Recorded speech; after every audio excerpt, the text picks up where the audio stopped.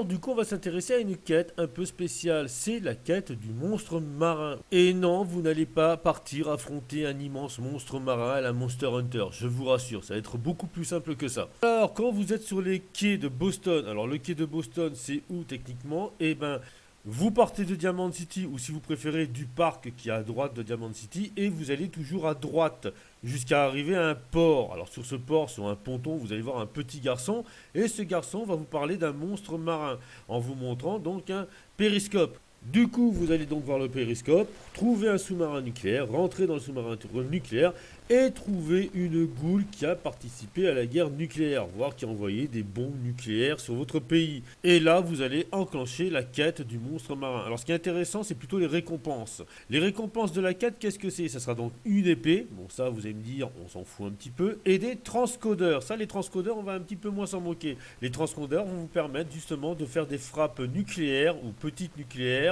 sur vos ennemis. Donc ce n'est pas rien, c'est plutôt intéressant. La première partie va consister donc à monter jusqu'à la forge pour récupérer donc un refroidisseur pour le sous-marin nucléaire.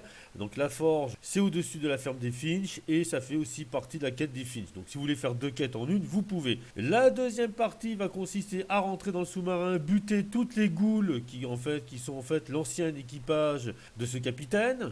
Trouvez parmi elles le second du capitaine qui a donc un mot de passe qui va vous permettre d'arriver aux ogives nucléaires.